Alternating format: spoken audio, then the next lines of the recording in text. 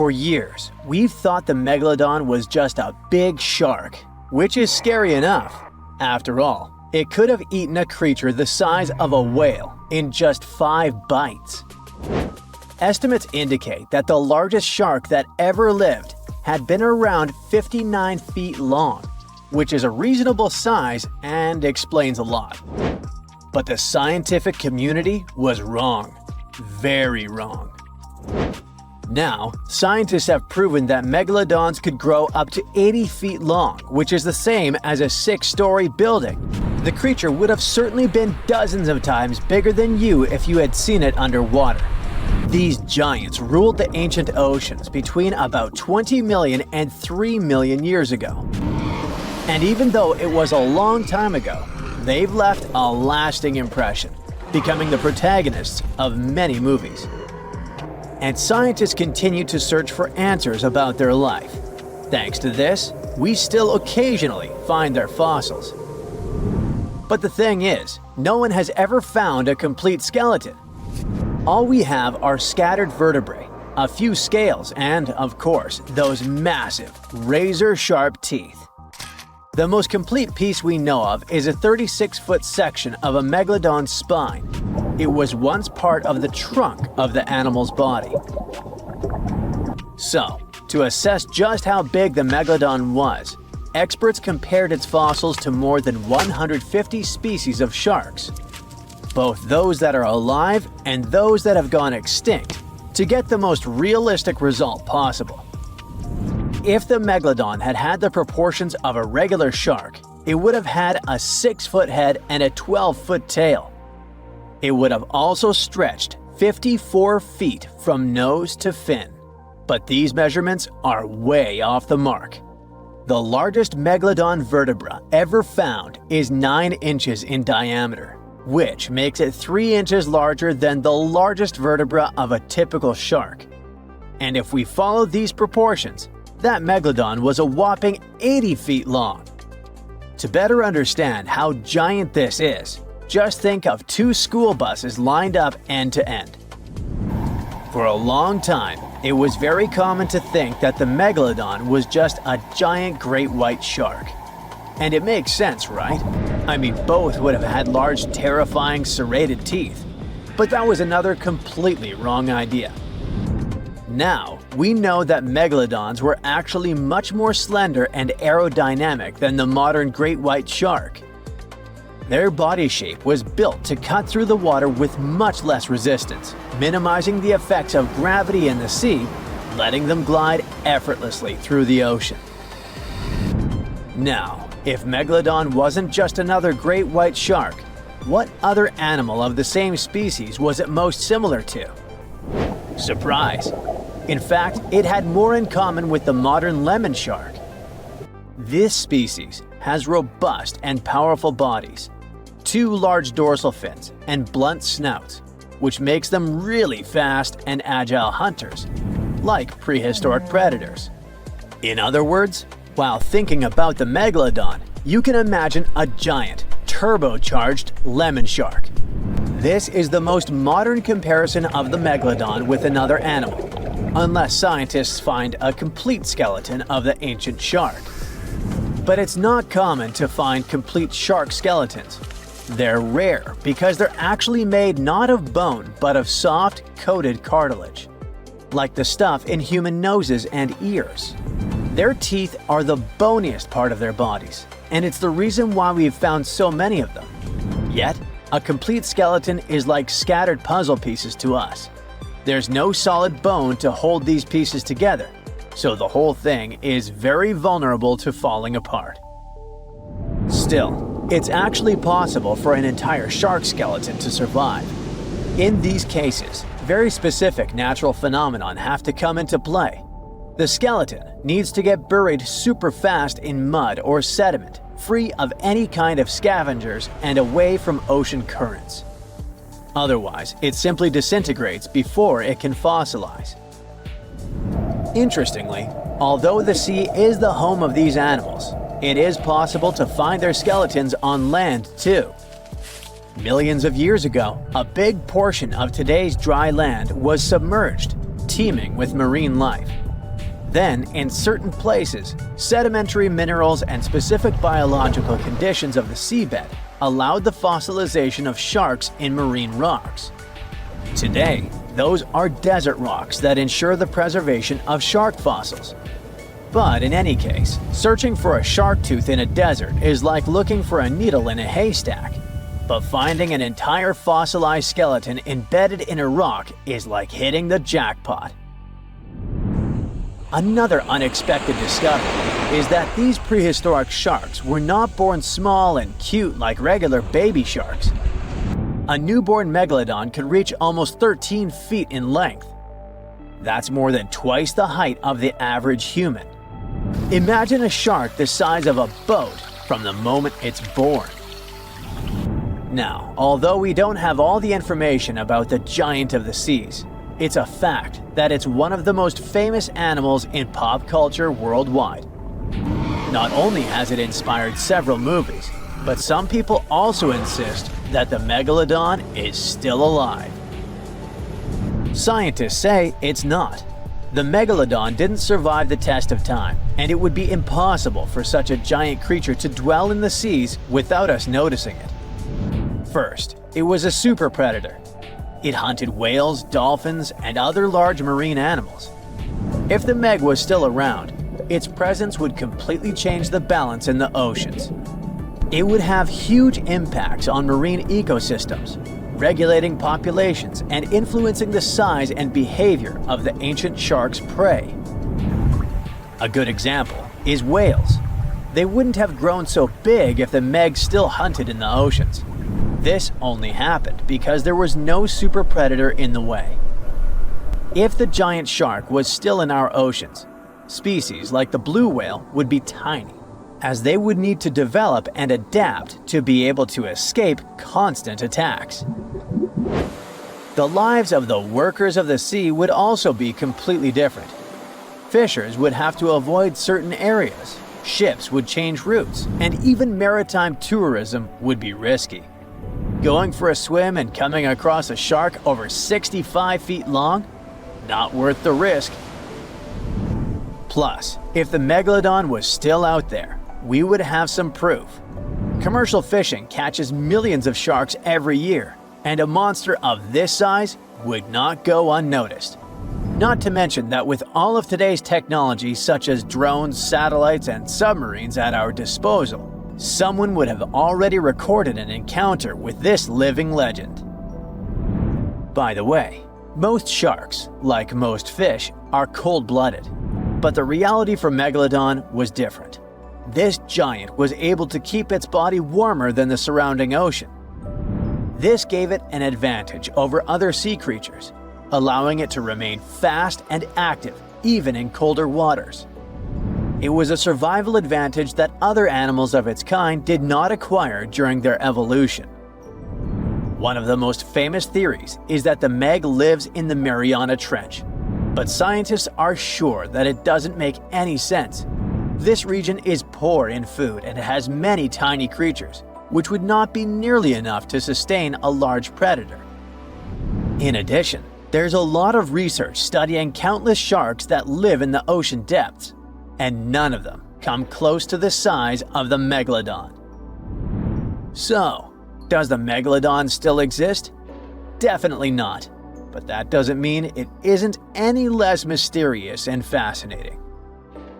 So imagine stumbling upon a creature so huge it could dwarf even the largest known marine animals today. Scientists discovered the fossils of this beast on England's coast and believe it once ruled the waves.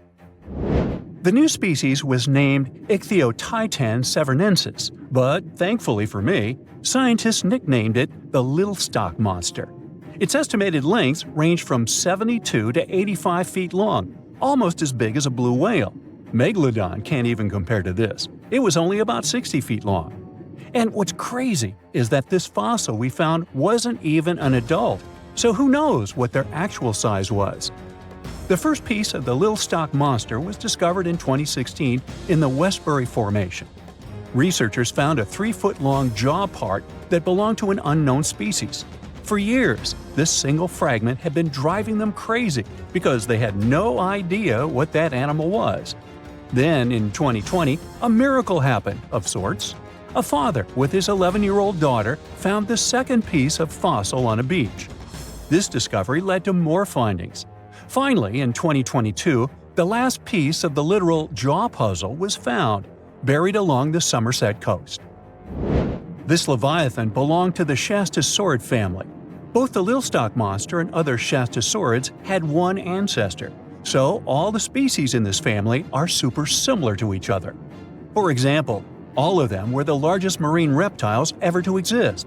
Although our Lilstock monster is much larger, most Shastasaurids could grow up to only 69 feet long, and it's possible that the Lilstock monster, when fully grown, would reach up to 100 feet or even more. Both of their bodies were just perfect for cruising the ancient seas. These marine titans were elegant and slender, with an elongated snout. Other marine animals at the time were smaller and looked more like dolphins. Shastasaurids had long paddle-like limbs adapted for efficient swimming. Their skulls show large eye sockets, which means they had excellent vision. If you were in the ocean, no matter what time it was or where you were hiding, they could spot you. They were also incredibly fast and could dive to great depths. Of course, all these things made them the most terrifying predators. They ate pretty much everything, including fish and squid, and you if you were there. They probably captured their prey like whales, opened their huge mouths, and literally sucked the fish in. What made the Lilstock monster especially scary is that it wins in the jaw competition. For other Shastasaurids, their jaws were a bit weaker, so they hunted smaller fish, kind of like today's orcas. They required vast amounts of food. This shows us that the Earth's Triassic oceans had rich, productive food webs. But the Lilstock monster has this unique feature. It could open its jaw almost 90 degrees upwards. It also had tons of powerful muscles around. Its jaws were horrifyingly strong. So while others were hunting some squids, the Lilstock monster probably hunted large fish and even other marine reptiles. Fossils of Shastasaurids have been found everywhere in the world, from North America to Asia. This means that these creatures dominated and terrorized the oceans for millions of years, although even they weren't completely safe from scavengers. And that's exactly why we struggle to find these fossils now. Scavengers didn't leave any remnants of them. So, while we have some fossils of this marine family, they mostly remain a mystery for us. They lived in the oceans about 200 million years ago, in the late Triassic period. The Earth looked completely different back then. All continents were united in one Pangaea, a huge landmass. Some parts of this supercontinent were covered with lush conifer forests, while others were dry deserts and open prairies. It was before the famous Jurassic period, but there were already first pterosaurs and amphibians. It seems like those monsters were crazy resilient. The Triassic period was super unstable, but they survived through many changes in the environment. Well, until the last one. The Triassic extinction came out of nowhere. It was one of the Earth's big 5 extinction events. It wiped out almost all species on the planet, including these leviathans. It's still not clear what happened exactly, but it looks like there was a huge tectonic activity. Volcanoes in the oceans were going crazy back then. These massive volcanic eruptions have probably altered the climate and ocean chemistry, leading to the extinction of many species. Scientists have a theory that it might have happened because there was a rain of comets flying to our planet from the Oort cloud. This likely happens about every 200 million years or so. I wasn't around then, so I'm just guessing here. In any case, after the extinction, the Earth took some time to recover. Then it entered the famous Jurassic period. More terrifying sea monsters were on the way. One of them left us a colossal skull. This fossil is 150 million years old, and it also belonged to a sea beast from Jurassic times. They called it the T-Rex. The name is very fitting. This monster could have broken a car in half with one bite. It was also discovered accidentally. A fossil enthusiast was walking along the Jurassic coast. This place is famous for having tons of ancient fossils, all because of the erosion in stormy weather. Typically, people find small spiral fossils here. However, this time, he discovered a giant sea monster fossil. Excited, he contacted scientists. They arrived at the spot right away and then had to carefully climb down a cliff to search for the rest of the skull. This fragment alone is 6.5 feet long. Turns out it's a newly discovered species of pliosaurs, giant predators of the ancient seas. Pliosaurs were among the largest marine predators ever. Some of them grew up to 40 feet long. They used their huge teeth to snatch and devour prey, including other reptiles. Well, at least those creatures are far gone. But what about the horrors that still live in our oceans? Recently, biologists discovered the world's longest animal, the one that's still alive to this day. They found it off Australia's coast, on the Gascoyne coast, a very mysterious and unexplored place. There, underwater vehicles stumbled upon a frightening 150-foot-long siphonophore that's twice as long as many blue whales and 3 times as long as a humpback whale. Doesn't it kind of look like one of those toy string worms? But this creature isn't friendly at all. It's a string-like deep-sea predator. What's even more scary is that this isn't actually one creature. It's a colony of small clones working together as one. Basically, collective consciousness. Ooh, Borg. Together, they stretch out like a single long string in the water. This creature might be the longest siphonophore ever found, and it was discovered at a depth of around 2,000 feet. Siphonophores, similar to jellyfish, capture their prey by dangling stinging tentacles in the water. When their tentacles touch small crustaceans and fish, they get paralyzed, and then they're reeled up to the colony's body. Expeditions to Western Australia's underwater canyons were definitely worth it. Together with that siphonophore, scientists have discovered up to 30 potential new marine species. Among them were a new octopus or squid, a long-tailed sea cucumber, glass sponges, and giant hyroids, colonies of animals resembling upside-down jellyfish. None of them have been seen before in Australia. But most of them weren't as scary as the one that was recently discovered in the Gulf of Mexico. This creature is straight out of a sci-fi thriller, a 26-foot-long mangapinna squid or bigfin squid. It was discovered near an offshore oil rig at a depth of more than 7,800 feet. It has incredibly long elastic tentacles, which can be 15 to 20 times longer than its body. It holds them at right angles to its body, making it look even creepier, almost as if it has elbows. And yes, it's another deep-sea predator. These 10 tentacles probably help the squid trap their prey and drag it onto the seafloor. We barely know anything about this extraterrestrial-looking creature because they're very hard to find and study. And if you think their tentacles are awful, just check out these creatures with 20 arms. This thing looks like a facehugger. This new species is lurking in the frozen depths of Antarctica. Experts were searching for cryptic sea animals known as Promachocrinus, or Antarctic feather stars. They're kind of similar to starfish and sea cucumbers, but have an otherworldly appearance and can live up to 6,500 feet below the surface. It's called the Antarctic strawberry feather star. Despite its pretty name, its appearance is anything but cute. It has a bizarre strawberry-like body from which 20 spindly arms branch off. Its coloring ranges from purple to dark reddish, and the arms all have different lengths and thickness. Who knows how many more of such scary creatures we'll discover in the future. Now imagine a creature with a body that is reminiscent of a cuttlefish, with eyes sticking out from stalks like a funky headband, fins on its tail, and a long skinny nose ending in a mouth full of teeth. Or maybe this thing could be a claw. Yep, the Tully Monster is on the move. It's definitely one of those freaky creatures you wouldn't like to face while scuba diving somewhere. Luckily, it went extinct 300 million years ago. This unusual marine beast was discovered in the 1950s in Illinois, and scientists couldn't even agree what it really was. Some thought it was a vertebrate, which means a group of creatures with a spine, like us humans. But a team of researchers in Japan studied many fossils of the Tully Monster, using advanced laser scanning technology to check them in detail in 3 dimensions. There's still a lot they don't know about the Tully Monster, but they managed to realize it didn't have any spine at all. Now the next step was to see what type of invertebrate it was. Could it be vertebrate-like, such as a land sled? Or are we talking about something closer to snails and worms? They also discovered the creature had segmentation in the head area that extended from its body, and that's not something bony creatures have. Still, in recent years, some researchers had the idea the Tully beastie could be related to jawless fish such as lampreys. These fellows belong to the most ancient group of vertebrates and are not pleasant to see either.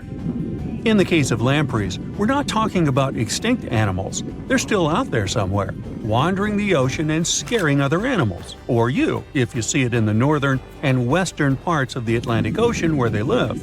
And they've been here really long, even before the dinosaurs. A long time ago, long before humans or I even existed, there were eurypterids, weird creatures from a group we call arthropods, which includes spiders, insects, and crabs. But eurypterids were unlike anything you've ever seen before. They had a body shape similar to horseshoe crabs, with many segments that made up their body. Instead of legs, they had special appendages at the front that acted like oars. Some even call them giant scorpions, but most eurypterids were actually quite small, except for this special one, which was truly enormous. It could grow to a staggering length of about 8 feet. Wow! The next time you see a crab scuttling along the beach or a spider swimming its web, remember, we're lucky we only got mild versions of their ancient relatives, which, by the way, disappeared hundreds of millions of years ago. Whew. Now, some eurypterids were pretty fierce and fast predators. They would swiftly swim after their prey, chasing them down in the water. Others were more like scavengers, living on the bottom and feeding on whatever they could find along the way. They had a taste for the leftovers, like some sort of cleanup crew of the ancient oceans. Eurypterids love to spend their time in brackish water environments. It's water with more salinity than fresh water, but still less than seawater. Now imagine you're just floating around and all of a sudden you see this guy. No, it's not some weird tiny spaceship, and you won't see it floating in space, even though that's where it would perfectly fit in, as some weird creature from another planet you'd see in sci-fi movies. You'd actually see it floating in the sea because we're talking about a really small animal with enormous eyes called Dilophosaurus. Each of its eye bulbs was about a quarter of its whole body length. That's what gives it that space look, like it might live on one of the oceans under the surface where we look for life, like Europa, one of Jupiter's moons, or Titan, Saturn's biggest moon. I could easily imagine creatures like Dilophosaurus giving us a warm welcome once we get to Mars, too. Dilophosaurus had great vision. It would keep a keen eye out for any movement in its surroundings.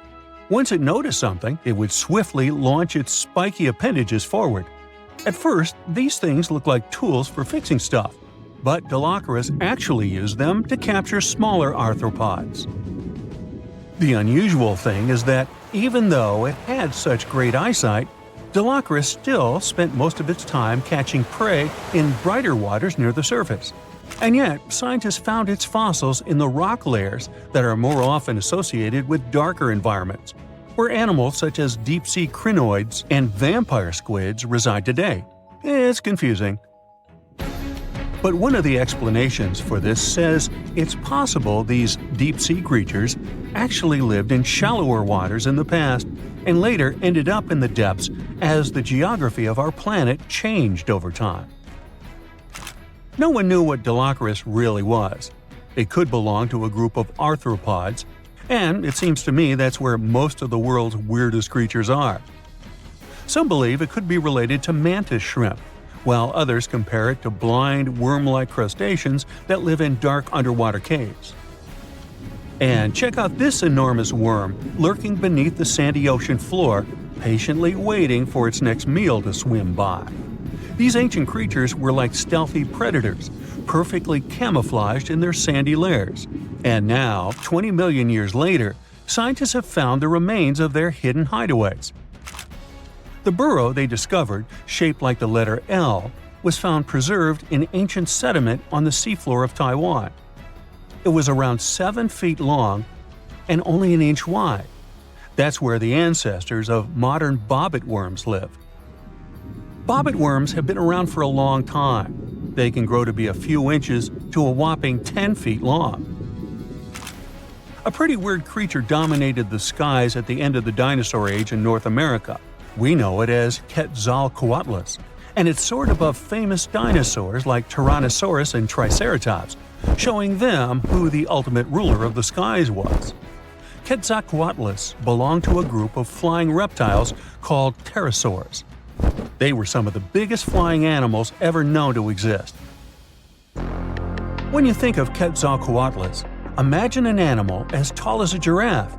These incredible creatures had long necks, small bodies, long legs, and wings that were relatively short compared to their size. The biggest of its kind was really massive and held the title of being the largest flying creature of all time. They had long, pointed skulls, while some also had short crests at the back of their heads. And for a long time, researchers were confused about how these giant pterosaurs hunted for food. At first, some even believed that Quetzalcoatlus and its relatives were like giant vultures that scavenged the remains they would find around. They drew such a conclusion because Quetzalcoatlus fossils were found inland, away from the coast where other big pterosaurs were found, such as the crested pteranodon. Plus, many thought these fellas were skilled at skimming, which means lurking over freshwater systems and catching fish. But it appears these massive animals were actually predators with excellent hunting skills. The exact technique they used to catch their prey remains a mystery, though. Now here's another cool discovery, a specific fossil as the oldest evidence of muscle tissue ever found. This fossil belongs to a group of animals that includes modern creatures such as jellyfish, corals, and sea anemones. And it looks so cool and unique, right? It has bundles of fibers arranged in a four-fold symmetrical pattern, similar to what we see in Nedardians today. This arrangement is different from any other fossil from that period. Now, this fossil may look weird, but it helps us understand the evolution of muscle tissue in animals. They, well, all of us actually, got new options for discovering different feeding strategies and generally new things to do thanks to muscles. And it's not like scientists usually get to study fossilized muscles. It's more that they learn about that based on how animals feed, reproduce, move, and do other things. So this cool fossil suggests animals may have had an earlier origin than we used to believe. What's the scariest predator under the ocean? The crocodile? Huh, I don't think so. Loch Ness Monster? Please, it never existed. How about the Chronosaurus? Well, it is extinct, but you might be onto something. Let's take a look at what it'd be like if these creatures were still around today. First things first, what on earth was it? The Chronosaurus was a marine carnivore that lived in the cool, high-latitude Eromanga Sea. It covered vast areas of inland Australia between 90 and 120 million years ago, during the early Cretaceous period. Near-complete fossils of the creature were also found near Colombia, which is a country that has a noted connection to prehistoric reptiles and turtles. This fact makes it extremely possible that the monster I'm about to describe existed worldwide. You might have heard saurus and thought, oh, it's a dinosaur. But these were actually reptiles. They were the largest member of the Pliosauroidea family, referred to as pliosaurs. Fossil evidence suggests they weighed over 20,000 pounds and were roughly 30 feet in length. Just to put that in perspective, the longest crocodile ever measured was a saltwater crocodile by the name of Lolong from the Philippines. It was 20 feet in length and weighed just under 2,500 pounds. And that's still 10 feet shorter and incredibly lighter than the average Chronosaurus, making the crocodile seem like nothing more than a glorified goldfish in comparison. Despite its terrifying length, the most physically daunting feature of the Chronosaurus was its head. Its skull was about 8 feet long, which was actually proportionally large given the size of its body length. Anything that was unfortunate enough to end up inside the Chronosaurus's mouth may have been given false hope. After all, the teeth of the beast weren't actually that sharp. On second thought, I take that back. I wouldn't feel confident around a toothless snake, let alone being inside the mouth of this monster. but it's true that the Chronosaurus's teeth weren't sharp, especially when compared to other carnivorous reptiles, such as crocodiles and alligators. The teeth of this prehistoric sea creature were instead conical. This means that they were cone-like in shape. Unfortunately, this lack of sharpness didn't make them less dangerous. The teeth were enormous and could be up to 12 inches long from the crown tips to the bottom of the roots. This obviously meant that the Chronosaurus had an extremely powerful bite. It was estimated to be up to 30,000 newtons, which is almost twice as powerful as the bite of a large saltwater crocodile. Because of the bluntness of their teeth, they weren't suited for twisting their prey once in their grasp, but the size and shape of the teeth made them perfect for simple open and shut biting. They would have had no problem crushing hard objects such as the toughest of shells any sea turtle could offer. Just like crocodiles, the Chronosaurus is believed to have had a short neck.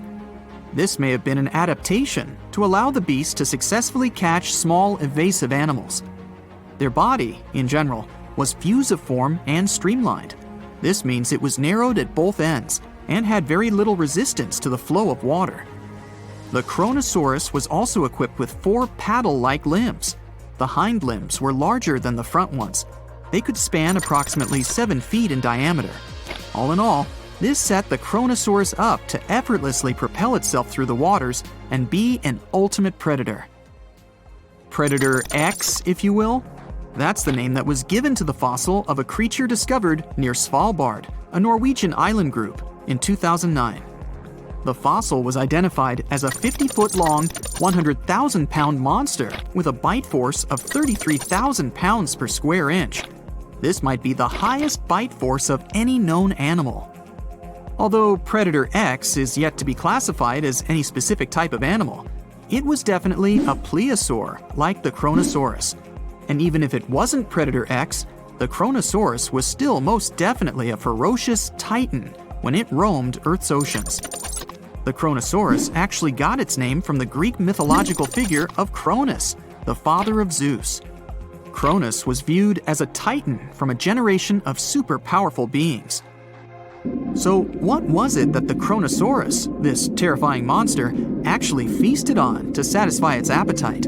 This creature was known to eat sea turtles, squid, and other larger marine reptiles of that time, such as elasmosaurids and ichthyosaurs. This suggests that if crocodiles existed in the realms of the Chronosaurus, they too might have turned into lunch for the beast. There's evidence from the fossil remains of the Chronosaurus that suggests that they also feasted on sharks, which I know is a disappointment to those of you who view that beast as the king of the ocean. Not when the Chronosaurus was around, my friend.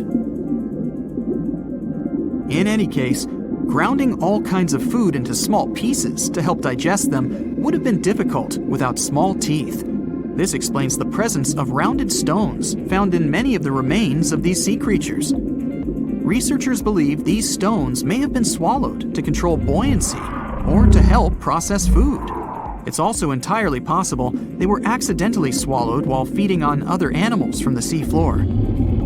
As if the Chronosaurus even needed to be a meanie with its already existing power and size, there's also evidence to suggest that it indeed might have been. It turns out that after using all its impressive attributes to catch its dinner, the Chronosaurus first liked to play with its food, like a cat does with a mouse. I guess since the hunt was so easy for them, they needed to get their fun from somewhere else. Well, I think now you should have a good idea about these creatures. So let's ask ourselves what it would be like if they were still around today. And by the way, why aren't they? Well, the Chronosaurus was completely finished off by the same KT meteor that took out the dinosaurs 66 million years ago. But even before this catastrophic event, they were coming under increased pressure from an even bigger and more vicious family of carnivorous marine reptiles known as mosasaurs. You can't always be a top dog, I guess, or rather, top marine reptile. But what if this never happened, and they were still roaming Earth? Well, this might be obvious, but can you imagine what kind of impact that would have on sea tourism? Based on the impact that famous movies about sharks and killer whales had, what do you think the presence of a Chronosaurus in the ocean would do to beaches? the very creature that would eat sharks and whales for breakfast. Beaches would certainly become a great place to go for a quiet walk, because nobody else would even be there. And what about such activities as boating, surfing, and scuba diving? You think anyone would dare try them, knowing that this 30-foot beast could be lurking beneath them? Let's give humans some credit and assume most of them wouldn't. This would cripple the global sea tourism industry, which is responsible for earning roughly $143 billion every year. Just to make sure this shocking point hits home, the most expensive yacht to ever roam the ocean was called the History Supreme. Its master bedroom was believed to have a statue made of T-Rex's bone and a wall made of meteorite rocks, as well as a 24-karat gold panoramic wall aquarium. Anyway, this yacht was worth nearly $5 billion, meaning you could buy 38 of them with the money lost in potential damages to sea tourism caused by the Chronosaurus. I'm sure that the yacht's owner was happy the beast never made an appearance in their luxurious aquarium. So luxurious, in fact, that some people believe the History Supreme, reportedly owned by some business genius from Malaysia, never even existed. Rumor has it that it was simply an elaborate hoax fabricated by the supposed designer. Anyway, I don't think the trouble would just stop there. People could actually be in serious danger, regardless of being near the ocean or not. No, I'm not about to tell you that this thing would grow legs, adapt to living on land, and start picking us off one by one. At least, I hope not. I'm just going to point out the damage that the Chronosaurus would inflict through its devastating impact on sea trade. In America, ocean transit accounts for 76% of national trade. On top of this, more than 100 vital pharmaceutical products originate in the sea. I'll also state the obvious and point out that the ocean is a huge food source for us humans. The presence of the Chronosaurus could have a great impact on our relationship with the ocean, something we usually take for granted. It's a perfect summer day. You're relaxing on the beach, dipping your toes into the cool water, when suddenly, bam! A 56-foot aquatic nightmare rockets from the waves. It's the size of 2 London double-decker buses, sporting about 60 razor-sharp teeth, including bonus chompers on the roof of its mouth, because why not? This aquatic beast isn't picky about its diet either. Sharks? Turtles? Other sea monsters? Yep, they're all on the menu. Meet the Mosasaur, a group of marine reptiles that ruled the oceans millions of years ago. If you've seen Jurassic World, you'll recognize them as the stars of that epic moment when a massive creature leaps out of the water to snatch a great white shark like it's sushi. That's a Mosasaurus, and it's every bit as terrifying as it sounds. Recently, scientists stumbled upon a fossil of one of those marine monsters in, of all places, Mississippi. Yes, Mississippi, the land of magnolias and catfish. Turns out it's also home to ancient sea dragons. This discovery was a happy accident. A team of geologists was mapping the terrain in east-central Mississippi when they noticed something strange poking out of the ground. It wasn't a rock or a seashell. It was a vertebra, and a massive one. In fact, it was so large it barely fit in the hand of the scientist who found it. The fossil likely belonged to the largest known species of mosasaur, the Mosasaurus hoffmanni. Now, the biggest mosasaur ever found clocked in at a staggering 56 feet long. This new specimen hit a solid 30 feet at least, and while it might not break the world record, it certainly makes the crown for the biggest mosasaur ever discovered in Mississippi. Fun fact, that's still longer than the average RV, and with way worse gas mileage. To be fair, the Mississippi Museum of Natural Science already had a couple of mosasaur fossils in its collection. But this newcomer might just steal the spotlight. And this isn't an isolated incident. In 2015, paleontologists unearthed the skull of a 24-foot-long mosasaur in North Dakota. Years later, a private fossil hunter, yes, that's a thing, found an equally huge mosasaur in Texas. Well, its jaw at least. These sea monsters, also known as sea dragons, by the way, actually have one of the wildest origin stories in paleontology. The very first skull was found way back in 1764 in a chalk quarry in the Netherlands. and at the time, scientists thought it was a whale. Then came a second skull, which was so impressive that French revolutionaries literally looted it during a siege in 1794. Legend has it they swapped it for 600 bottles of wine. Doesn't sound like a fair trade to me. That fossil actually helped pioneer the concept of extinction and got paleontologists buzzing for centuries. Since then, mosasaur fossils have popped up all over the world, like ancient scaly celebrities leaving their mark. From the Mississippi backwoods to the deserts of Morocco, from New Jersey to Belgium, scientists have uncovered everything from teeth to full skulls, sometimes even misplacing them in museum drawers for centuries. So what exactly were these terrifying titans of the deep? Well, let's just say, if ancient oceans had a most likely to eat everything in sight award, the mosasaur would win it. Picture a gigantic scaly torpedo with a mouth full of about 60 razor-sharp teeth, including some growing on the roof of its mouth like dental overkill. It had a long, muscular tail for propulsion and 4 paddle-like limbs that worked like turbocharged oars, letting it cruise through warm, shallow seas like a reptilian speedboat. Scientists believe they were close relatives of modern monitor lizards and snakes, which honestly just makes both of those animals way more terrifying. Some mosasaurs even might have had adaptations for sensing vibrations in the water, allowing them to detect movement from a distance, similar to how sharks use electroreception today.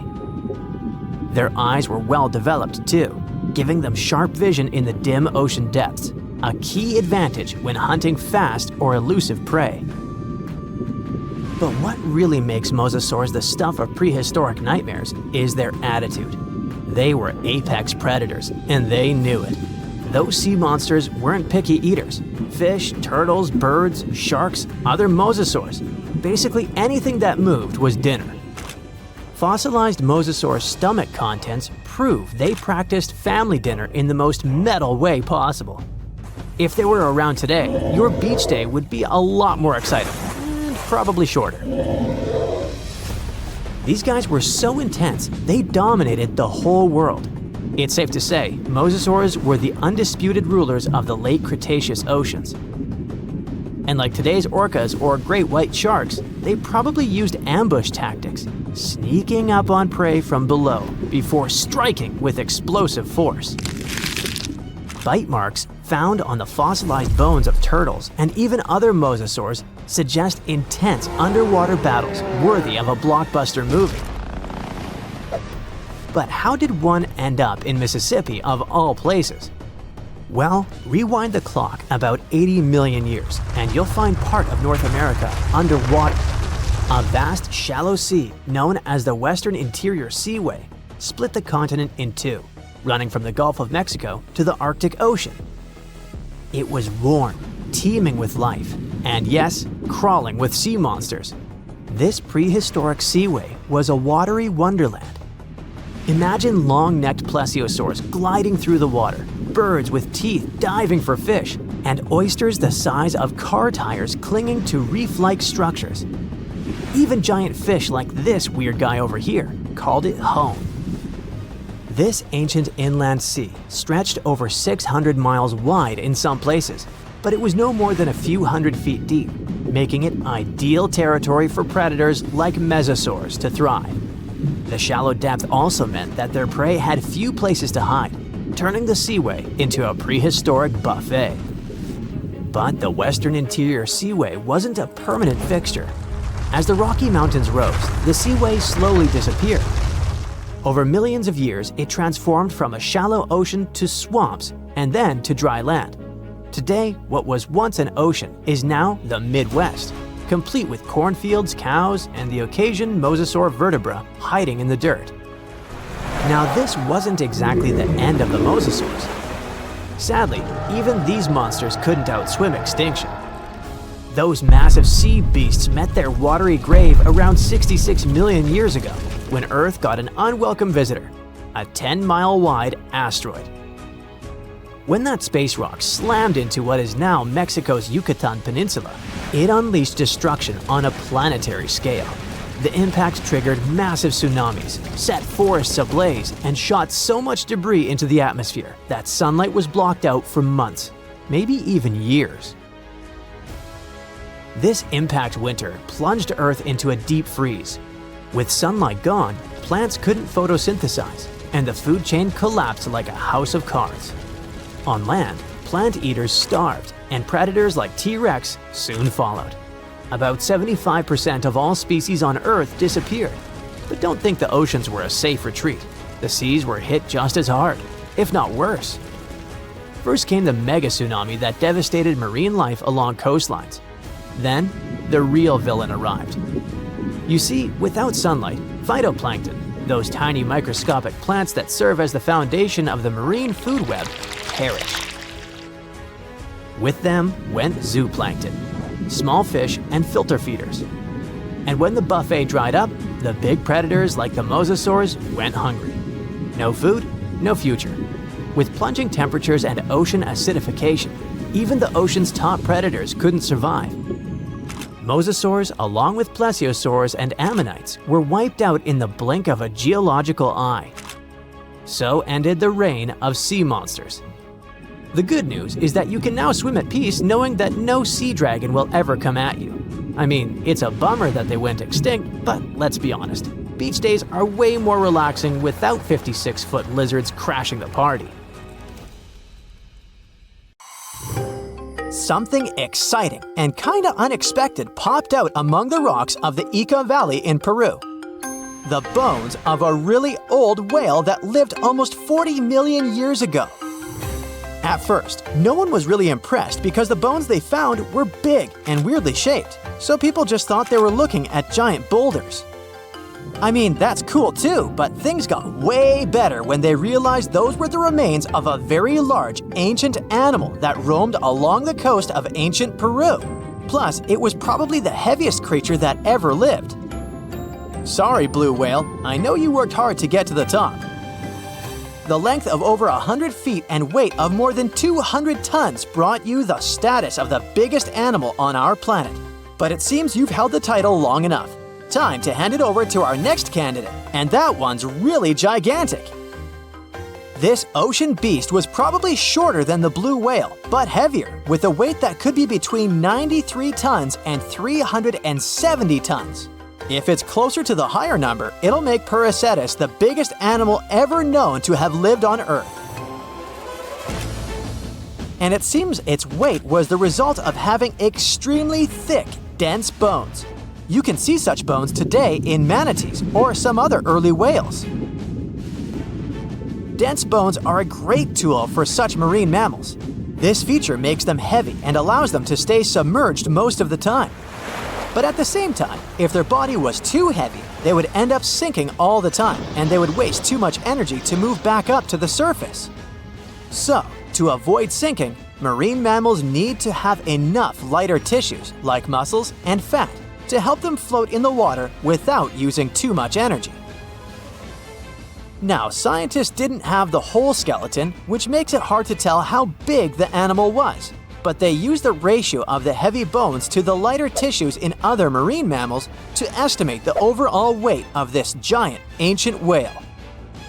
Experts found these fossils about 13 years ago and spent the next decade freeing the whale from the rock. Its anatomy and age showed this whale was a cousin of Basilosaurus, a whale that had a long snout full of sharp teeth, and a sleek body similar to that of an eel. Even if Prehistoric wasn't bigger than the blue whale, it was still a giant that ruled the ocean depths. Unlike modern whales, there's a possibility that this ancient fellow was a predator that liked to go after bigger prey. And this also changes how we see the history of whales. Scientists used to think these magnificent creatures became really big about 5 million years ago when they started eating lots of small creatures. But here's the proof that giant whales existed even before that. But it's still unclear how this whale managed to find enough food to sustain its enormous body. Plus, it's still hard to tell what exactly this ancient creature had on its menu. It was pretty large and not such a fast swimmer, so it's possible it searched for food in shallow waters. Then it probably ate crustaceans, clams, or some other small animals hiding in the sand. One theory says it was a scavenger, which basically means it munched on remains of everything that would come its way. It's not so unusual to find marine animals in deserts. Many of these regions used to be covered with water anyway. The Sahara in Africa is a perfect example. About 50 to 100 million years ago, this was not a dry desert, but a shallow saltwater body called the Trans-Saharan Seaway. The land is not wet there anymore, of course, but people who lived in that area knew about it because they used to find old shells across the desert. The sea was about 164 feet deep. That sounds enough for a nice swim. Some would say this area looked like modern Puerto Rico, with lots of sun and shallow water. Mangrove forests were a common thing as well as seafloors covered with mollusks, like snails and clams.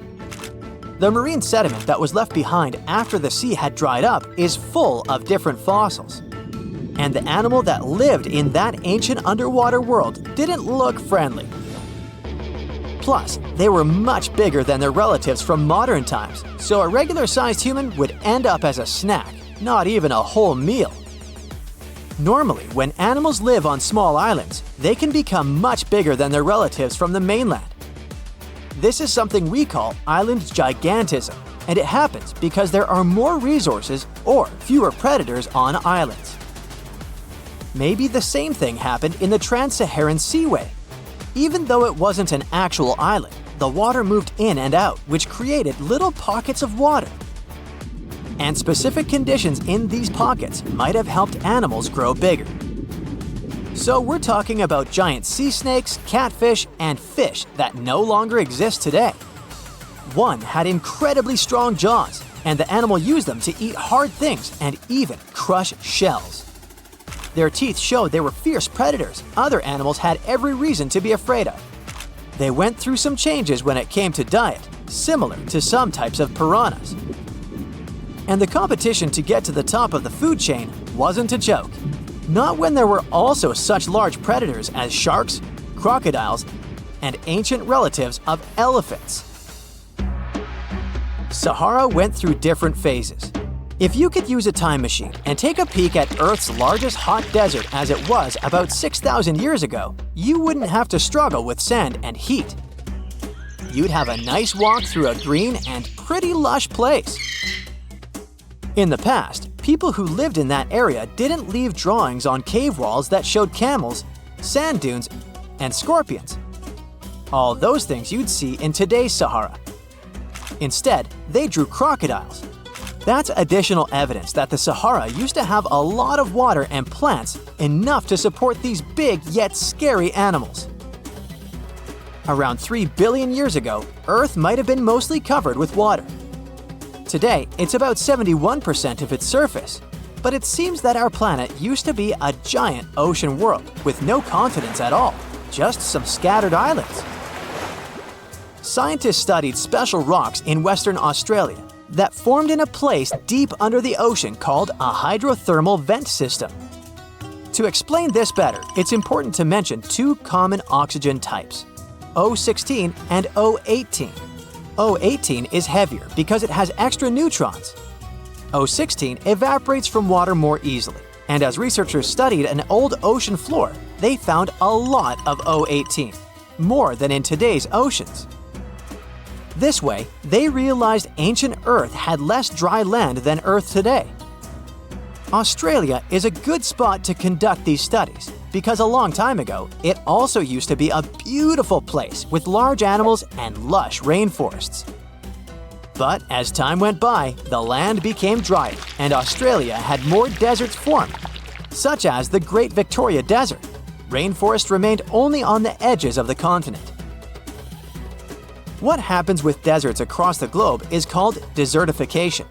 That's when land that used to be good for growing things turns into a desert or something similar. Our planet changes over time, together with its climate. But desertification also happens because of human activities, like mining, farming, and building cities.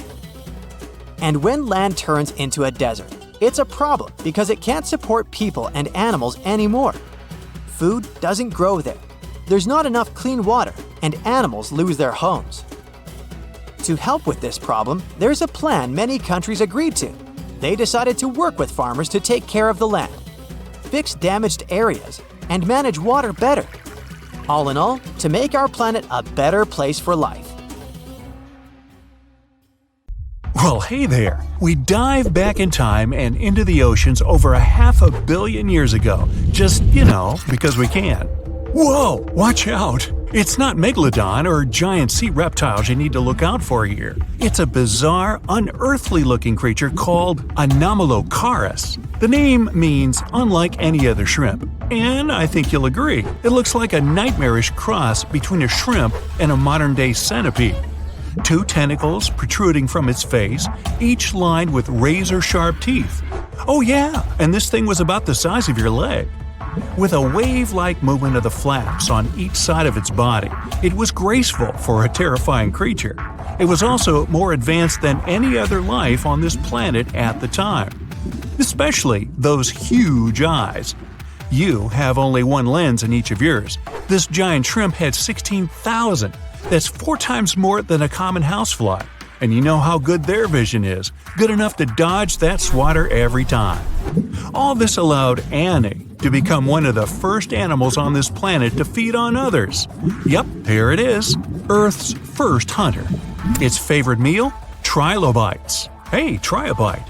Those are the ancient ancestors of crabs.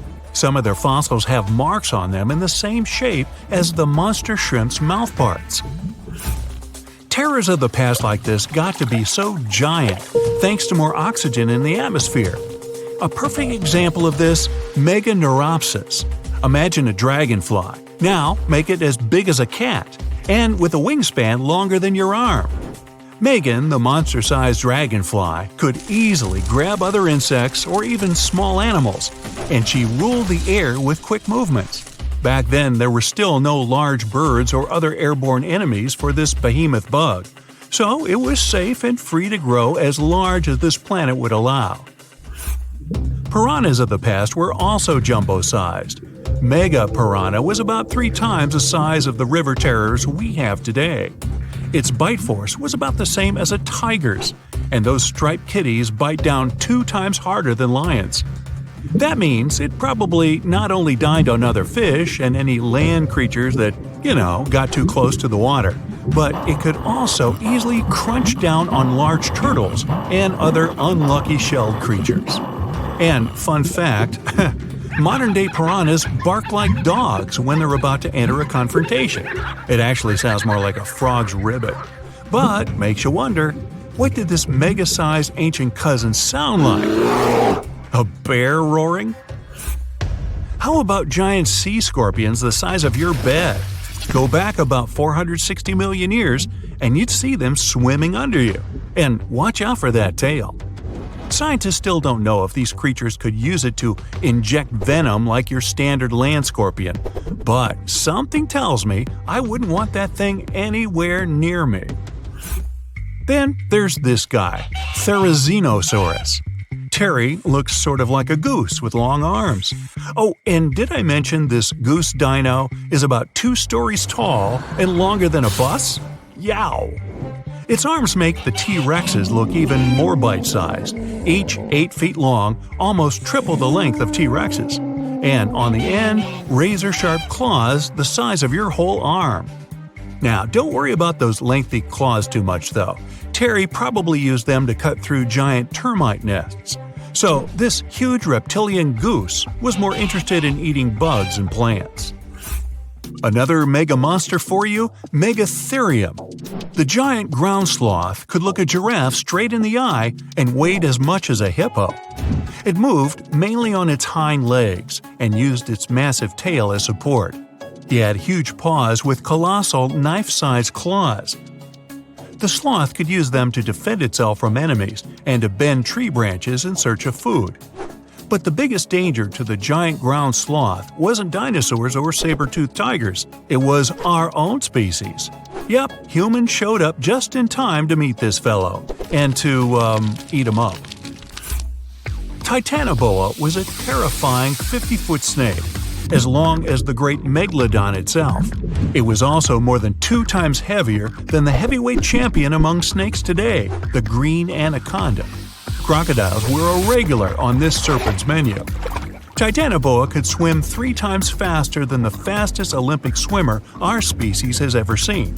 It was quicker and more dangerous in the water than outside it. And don't forget the boa part of its name. This massive snake wasn't venomous. Instead, it liked to squeeze. Remember that giant shrimp from earlier? Well, Opabenia looks like its teeny-tiny finger-sized cousin. And instead of 2 toothy tentacles, this thing had a vacuum hose coming out of its face. On the end of that trunk, what looks like a single crab claw. Add 5 eyes and a mouth under its head, and you've got a recipe for something not of this planet. Only it is. This creature used its trunk like an elephant does. Its claw grabbed food from the bottom of the ocean and brought it up to its mouth. This thing is so weird-looking that, apparently, when the scientists who discovered it presented his findings to an audience, they all laughed as if he were joking. Now, a real-life monster, the Tully Monster. From a distance, it looks a bit like Nessie, that long neck and teeth-lined jaws. But get closer, and you'll see it's more like a long nose with a mouth attached at the end, like a mosquito. Its eyes are further back, sticking out of tubes all snail-like. Tully was an ancient mollusk, about the size of your forearm. It probably dined on jellyfish and shrimp 300 million years ago. Thylacus smilus will put a smile on your face as long as you don't get too close. No, it's not a relative of the saber-toothed tiger. It was a marsupial, making it more related to a kangaroo than anything. And if you compare them to body size, its fangs were actually longer than a saber-toothed tiger's. And they grew continuously. As for that beard on its chin, that's actually all chin. The lower jawbone grew down to a point under the mouth. Those fangs were rooted to the skull, going way back to its eyes. When the mouth was closed, that bony beard protected the long, sharp teeth from breakage. Staganapolis, not to be confused with Minneapolis, might look like a big crocodile with a squished-in snout, but it was mostly harmless. Its small head and very few teeth meant the reptile didn't have much to work with when protecting itself. That's what all those armored scales were for, and no need for huge fangs or long rows of razor-sharp teeth when you're a plant eater. That beak-like tip on its nose allowed the stag to dig up plants. So, really, this reptile was more like a 10-foot scaly pig than a croc. Basilosaurus was a type of ancient whale that lived on our planet about 45 million years ago. Not quite as long as a blue whale, but this guy was still big enough to munch down on other whales and even sharks. Some people believe these monsters could still exist today. Eyewitnesses claim to have seen a giant sea dragon, and Basilosaurus fits the description. Plus, 90% of our oceans are unexplored. There's plenty of space to hide a sea monster. But scientists haven't found any fossils of this ancient whale younger than 3.7 million years. So, this myth is busted. Stegosaurus is one of the most recognizable dinosaurs that ever lived. It can easily be distinguished by those huge spikes on its tail and the bony plates on its back. It was twice as long as a giraffe and nearly 5 times heavier. But compared to its body size, it had the world's smallest brain. It was no larger than a dog's. Pelagornis had the largest wingspan of any bird ever discovered. It was twice the size of the largest bird today, the wandering albatross. Such huge wings made it hard for the bird to take off. It could only do so by jumping off cliffs. And when it finally spread its wings, this giant could only go about 40 miles per hour. The fastest bird today can reach speeds 5 times that. Think you know what lurks in the depths of the ocean? While nearly 95% of our oceans haven't been explored yet, it's hard not to let your imagination run wild. But thanks to brave explorers, deep-sea cameras, and awesome archaeologists, we do know about some pretty incredible sea creatures living in our waters today, and millions of years ago. From the 9-foot spider crab to the 60-foot prehistoric megalodon, these sea dwellers come in all shapes and sizes. But let's focus on sea creatures famous for their huge size. Can you guess which living species of whale is the largest? Well, it's not the orca, but that's a good guess. The orca is a toothed whale that can grow to anywhere from 23 feet to 32 feet, which is slightly smaller than a school bus. How about the narwhal? Nope, they're not the biggest either. These unicorns of the sea live mainly in Arctic waters and only grow 13 feet to 20 feet in length, and that's including their 9-foot tusk. Tired of guessing? Okay, I give in. The largest whale that still exists today is the blue whale. At a jaw-dropping 82 feet to 105 feet, the blue whale is not only the biggest whale we know of, but is currently the largest animal to have ever lived on Earth. Seriously. These animals are bigger than a T-Rex, and even the prehistoric Megalodon. If you were to put a blue whale next to a school bus, it would look like it could swallow it. Think about that. According to National Geographic, a blue whale's tongue can weigh the same as an elephant. And their hearts can weigh as much as a car. That doesn't even sound possible.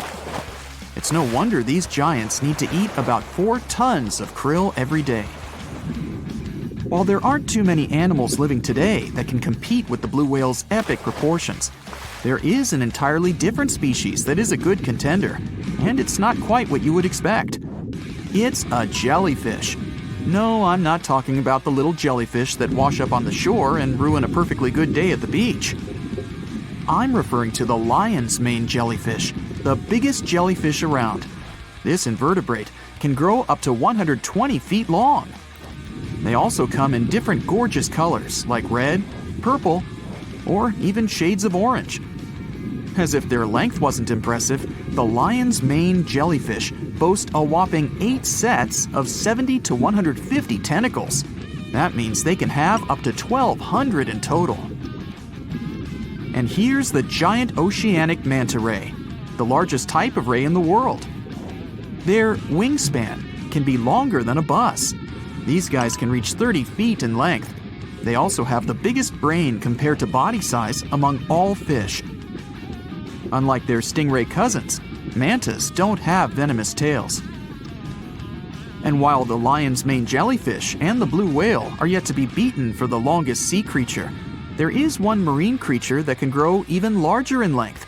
The Portuguese Physalia physalis, tentacles and all, can reach a length of 165 feet long, and that's according to mentalfloss.com.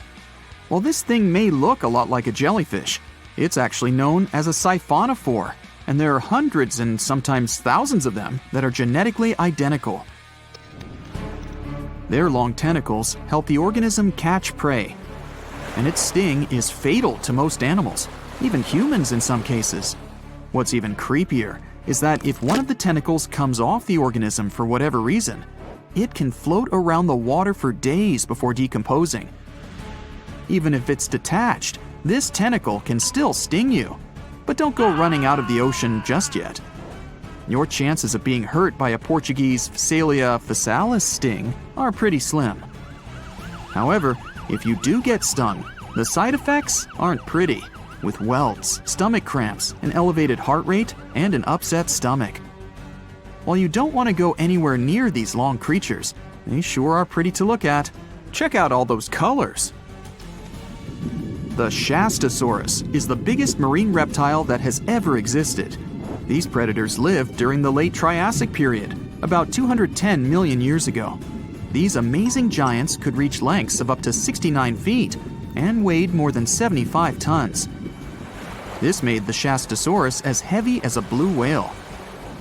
And if you could stand this creature up vertically, it'd be as tall as a 7-story building. Despite appearances, the Shastasaurus was actually pretty slim for its size. Its ribcage was only 6 feet across. You'd think that this big guy was chowing down on other dinosaurs, but that's not the case at all. This reptile survived on a diet that consisted of small fish and cephalopods, like octopuses and squids. The Albertonectes is a bright representative of the Pliosaur family. meaning that this marine reptile had a small head on an incredibly long neck and large flipper-like limbs that helped it move through the water. These creatures occupied the seas around North America 76 to 70 million years ago.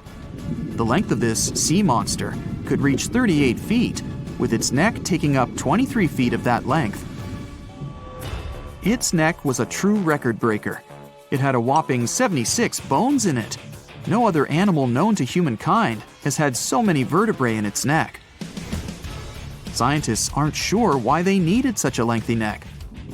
They might have used it to collect shellfish off the seabed, or perhaps it helped them capture their main prey, fish and squids. This aquatic reptile also had gastroliths in its stomachs. Some of them were as big as 5.5 inches in diameter. The Tylosaurus belonged to the Mosasaur family. It dominated the shallow seas of North America about 85 to 80 million years ago. This was an enormous predator, with the biggest representatives reaching 45 feet in length.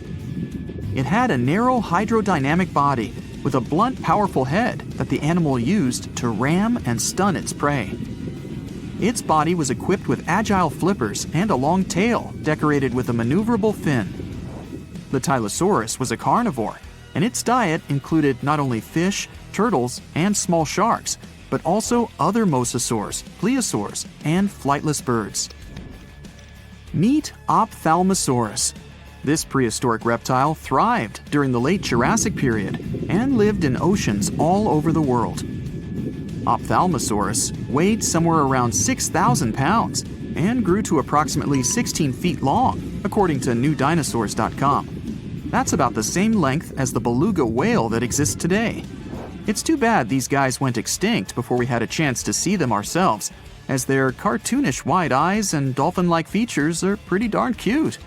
Of course, the Ophthalmosaurus evolved over time to become ophthalmologists, or eye doctors that we know today. No, that's just a lie. Just testing you.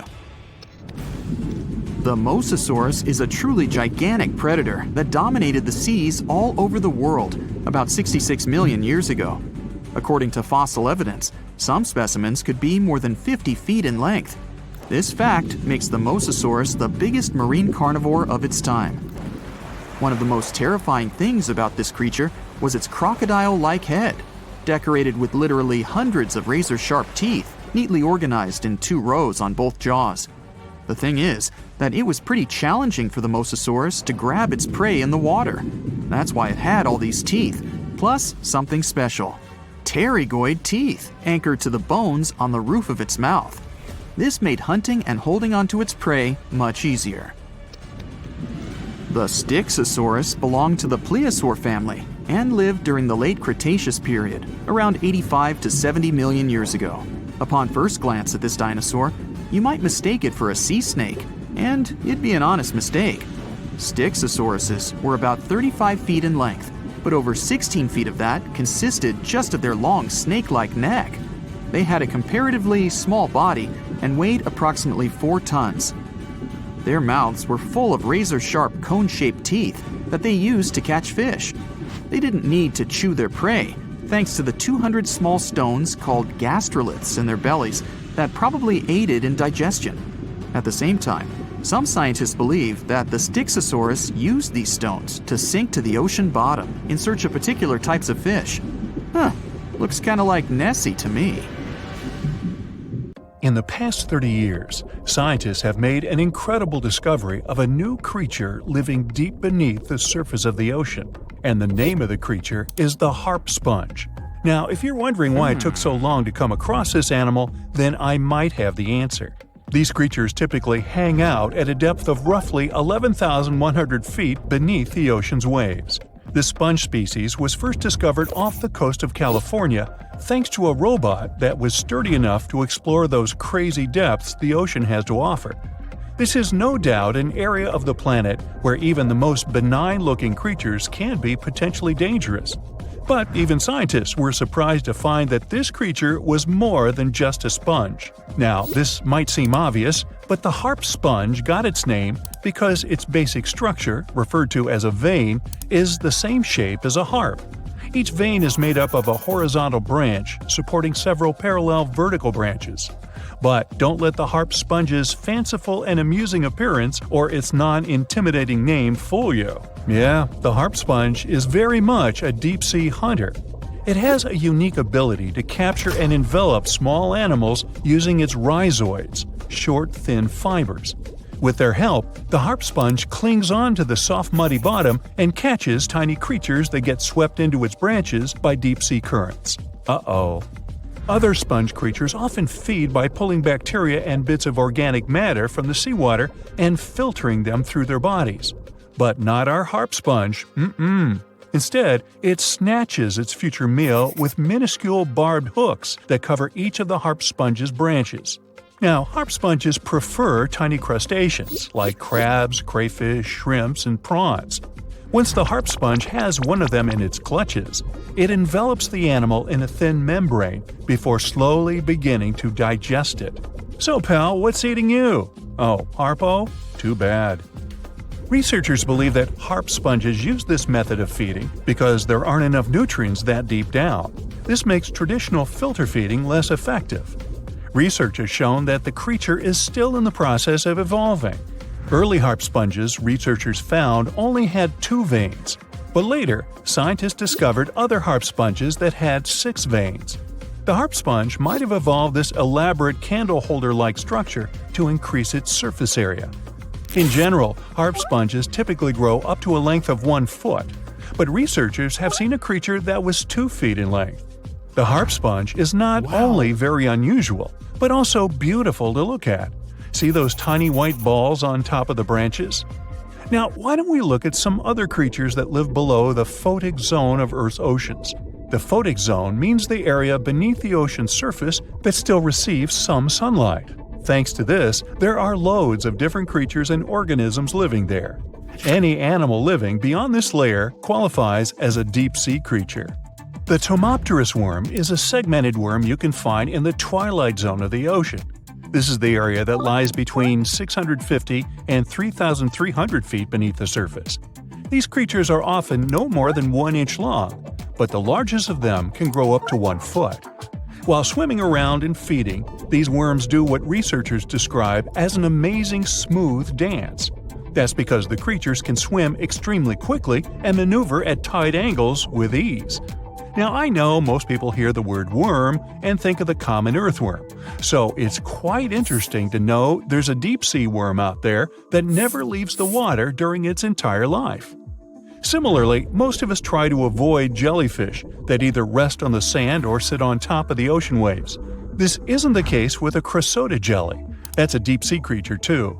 This beautiful jellyfish is mostly ruby red, bright orange, or electric purple. That's what helped researchers realize they had found a new species of jellyfish. The creature grows to a maximum size of 1 inch across. It has tentacles that stretch out in every direction. Now, if you come close to this jellyfish, it'll pull all these tentacles in toward its body before rapidly swimming away to avoid danger. Yes, you are dangerous. The Chrysoda jelly is extremely rare. You won't see it very often. You might need to borrow that deep-sea diving robot I mentioned earlier. While worms and jellyfish might seem quite harmless, this isn't the case with the Pacific viperfish. Ooh. This creature is equipped with a noticeably big mouth, like me, and the needle-like teeth inside are key to its hunting strategy. Pacific viperfish live at around 5,000 feet below the ocean surface, but they're among those numerous marine animals that migrate each night from the ocean depths toward shallower waters to dine. What's on the menu for dinner tonight? Lots of small fish and shrimp. The creature can grow up to 12 inches in length. Its 2 front fangs, which stick up from the fish's bottom jaw past its own eyes, are especially dramatic. When the fish unhinges its jaw, its mouth can open wide enough to engulf smaller animals, and the teeth form a cage to prevent an escape. Now, have you ever seen an underwater creature that looks like a strawberry? Trust me, it does exist. Just look at these dots on the strawberry squid. The creature has a big eye and a smaller one. You might think this unconventional pairing would be awkward and uncomfortable, but it's actually the opposite. The big left eye looks upward. It spots shadows cast by other animals in the dimly lit waters above. The eye's tubular shape helps it collect as much light as possible. On the other side of the squid's head, you can see its right eye. It's small and looks downward. This eye searches for flashes of bioluminescence produced by animals lurking in the darker waters below. Now, bioluminescence means the production and emission of light by living organisms. By the way, the squid has a nickname. And no, it's not Squiggy, although that's a great one. It's known as the cockeyed squid. This is simply due to the remarkable difference in size between its two eyes. I think I like Squiggy better, and so it goes. Since light doesn't reach the deep sea, the strawberry squid's body actually looks black. This helps the creature hide from enemies, such as sharks and dolphins. In general, the strawberry squid grows to a length of 5 inches. It typically lives around 3,000 feet below the surface, but floats to shallower waters at night. Now, the feather star is a marine creature without a backbone, but with feather-like arms that radiate from the center of its body. These creatures first appeared around 200 million years ago.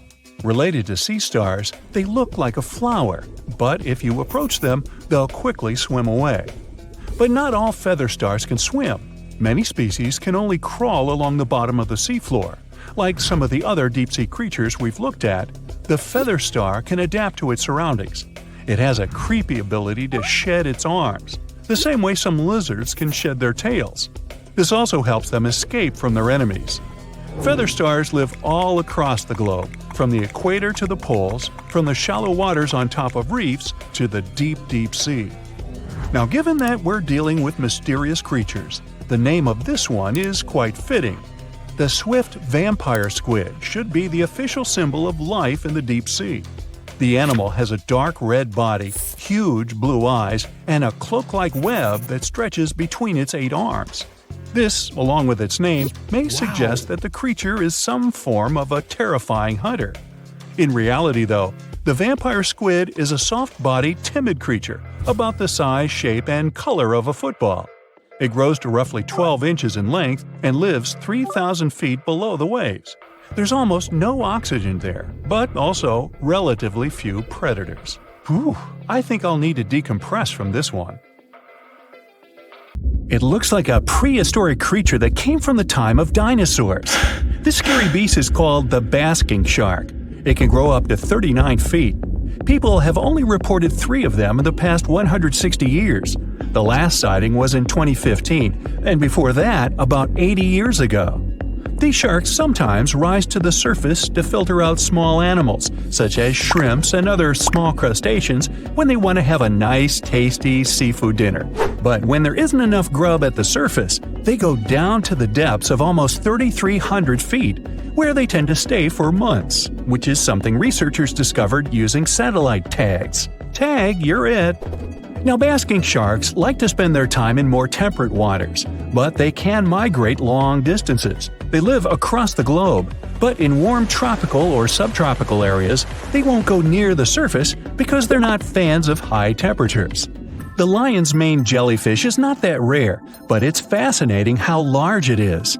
It's the biggest among jellyfish species and the longest animal. Its total length can reach 120 feet. That's approximately 23 feet more than the longest blue whale scientists know about. The jellyfish has around 70 to 150 tentacles, and they all contain huge amounts of neurotoxins that can seriously harm you if you come in contact with the animal. But people don't usually come across this type of jellyfish because it rarely lives near the coast, preferring the open ocean. Generally, you can find the lion's mane jellyfish no deeper than 65 feet below the surface, where it dines on small fishes, zooplankton, and some other types of jellyfish. It uses its tentacles to catch its value male. Hey, you want fries with that? The giant phantom jelly comes out of the darkness and depths of the ocean's midnight zone. Its sun hat-shaped bell reaches over 3 feet across. This bell trails 4 ribbon-like mouth arms that can be up to 33 feet long. This quite rare creature uses its mouth arms to catch unfortunate animals swimming around and not knowing what's coming for them. Giant phantom jelly propels itself through the water with periodic pulses coming from its orange head. It glows faintly and mysteriously in the pitch-black depths. It lives across the globe in all the oceans except for the Arctic. I'm guessing it's too cold. Because of its odd shape, people often call the oarfish the dragonfish or sea serpent. It's about 26 feet long, which makes it the longest bony fish we know about, and lives at depths of 3,300 feet. Oarfish spend most of their time in the deep, dark parts of the open ocean in tropical and subtropical areas. They almost never come to the surface, unless, invited. It's a ribbon-shaped and shiny silver creature with a long red dorsal fin and red oar-like pelvic fins. Its body has no scales and is very thin. The fish can grow to a length of about 30 feet and weigh 660 pounds. Oarfish have really big eyes that help them see better in their dark, scary surroundings. The frilled shark is definitely one of the gnarliest-looking marine animals out there. If you saw it somewhere, you'd probably think you went back to the age of dinosaurs. Yup, the frilled shark is a prehistoric creature because its roots go back 80 million years. This living fossil can grow to be 7 feet long. It got its name from its frilly gills. Even though frilled sharks have the shark part in their name, they swim similar to an eel in a distinctly serpentine way. Its mouth is terrifying. Similar to the maw of the great white shark, it has 300 trident-shaped teeth lined in 25 rows. Hey, come a little closer, huh? Researchers discovered this creature in the 19th century, but people rarely see it, and no wonder. It usually lives at depths of between 390 and 4,200 feet. Most of the time, the frilled shark feeds on squid, swallowing them whole. Its long jaws allowed the frilled shark to gape extra wide and swallow animals half as long as its entire body. Goblin sharks are very rare. Researchers have spotted fewer than 50 of them in more than 120 years. But maybe that's for the best, since we're talking about a pretty scary fella with a narrow snout and sharp teeth. It's also capable of thrusting its entire jaw outward when it wants to catch something. Sounds familiar. As it's lurking through the dark depths of the ocean, a goblin shark sees a small squid that looks quite yummy. The dangerous animal inches toward the squid. When the poor creature notices the predator, it tries to dart away, but it's too late. The shark has already thrust its jaw the whole 3 inches out of its mouth. This jaw is connected to the flaps of skin the shark can unfold. This helps a lot because the goblin shark is a sluggish animal, so it's pretty hard for it to chase its food. After finishing its lunch, the goblin shark puts its jaw back in its mouth and swims away as if nothing's happened. Goblin sharks mostly live at the bottom of the ocean. Like many other shark species, they prefer swimming alone. Here's a silver-colored creature with very rough skin. That's the ocean sunfish, with a total length of almost 11 feet. Its other name is mola. The ocean sunfish is the heaviest of all bony fish out there. People sometimes call it a swimming head because of its bizarre appearance. These creatures have such a weird shape because they're born with a back fin that never actually grows. It just folds into itself as the animal matures and creates a rounded rudder. The sunfish is a bit clumsy. It moves with the help of its mighty fins that allow the animal to swim on its side. This marine inhabitant is a solitary creature. It mostly feeds on zooplankton and jellyfish. The spotted wobbegong is one of the world's rarest sharks. It grows to be more than 10 feet long. It may not look as terrifying as some of its shark relatives, but it's pretty good at catching unsuspecting animals swimming past, mostly during the night. The animal has a spiracle, which is why it can breathe while staying still at the bottom of the ocean. It's motionless most of the time, which is why you can barely notice it. Its flat body and large pelvic and pectoral fins blend in with the underwater terrain. That's why they're so good at hiding. This ability helps when these sharks want to protect themselves too. Wobbegong means carpet shark. They usually live close to the ocean floor in coral reefs, on sandy bottoms, and under piers. People have even spotted the shark in the water that is barely deep enough to cover its flattened body. Now, blobfish lack teeth and bones, so they can't actively hunt. Since they don't have much muscle mass, they can barely move around. Hey, I had a roommate like that once. They get their energy from animals they scoop up from the seafloor. They also know how to conserve this energy. That's how it usually goes with deep-sea creatures. They don't have as much food as those animals that swim closer to the surface. Instead, they have special body mechanisms that allow them to save energy for the times when they don't have much to eat.